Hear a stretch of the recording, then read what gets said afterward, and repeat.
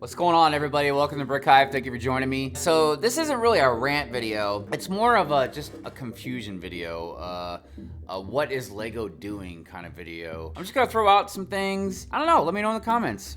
Am I missing something? Do you guys know something I don't? Do you know what Lego is gonna be doing? All right. So the subject matter is exclusive minifigs. And even though I'm gonna give a couple of different examples, this is mainly gonna reference Star Wars. Let's go ahead and focus for a minute on the gunship. And I know this argument and debate and everything has been said a billion times, but this really does have me confused about a few things.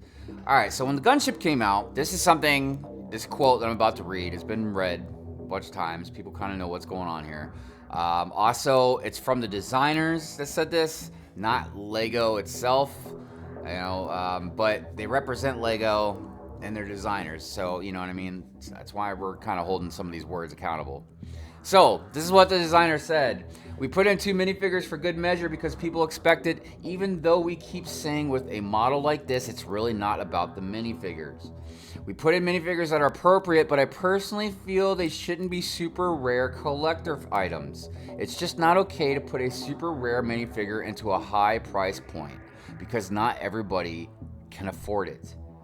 And those minifigures will be super sought after. I get it. I understand what he's saying. Fair enough. I like exclusive minifigures, even if I can't get them.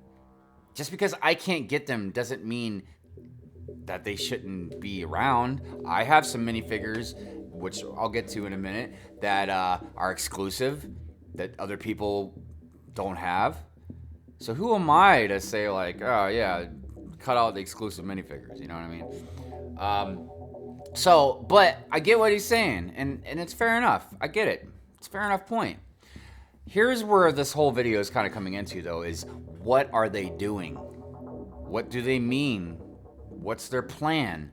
Now, the reason I say that is because now, before the gunship, we've had exclusive minifigures in Star Wars abundantly. So, and they're saying that it's just not okay to put a super rare minifigure into a super high price point. They didn't even say just a set. They said a price point.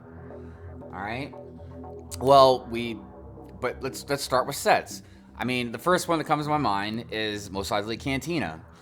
That was a $350 Lego set. And it came with a bunch of really cool minifigs. And some of them were really, really cool. But exclusive minifigs. Never seen them again, you know?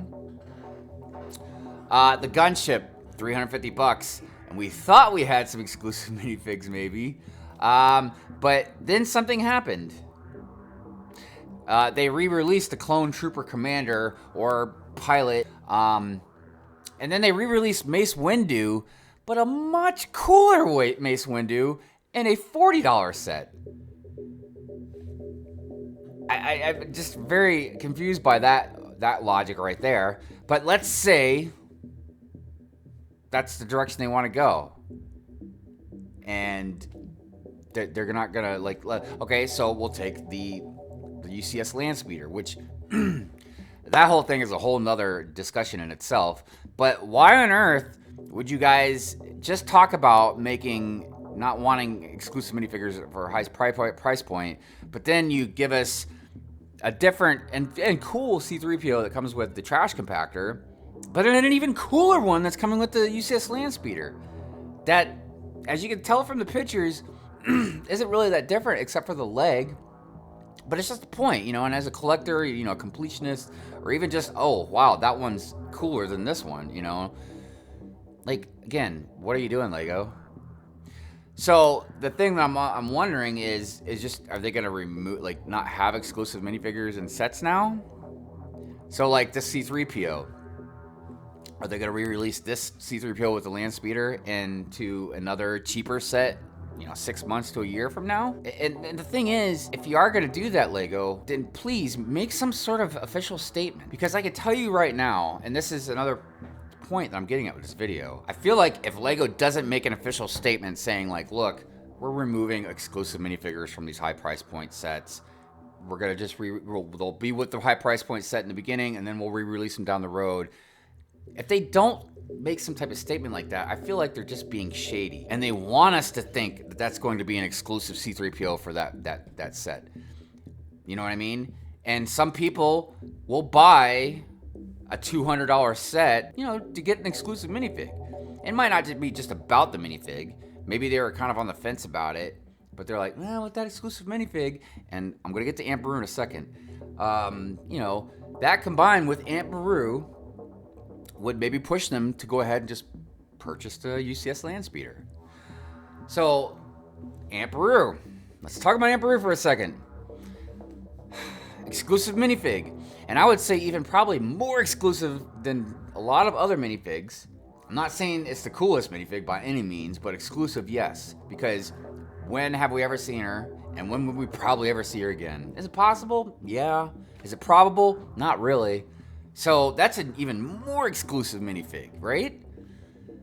Okay, so it's not in a set, but you still have to spend $160 to get this, you know, this little couple hundred piece set. That's probably worth $20 to $30 tops, if that. Even $30 would be pushing it. But I mean, so okay, what's this?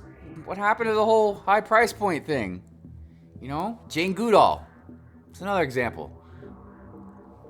Gift with purchase set, you know, exclusive minifig. Not Star Wars related, but still, you had to spend $120 to get that. Let's take it a step even further. Let's go ahead and say the Yuletide Squadron pilot.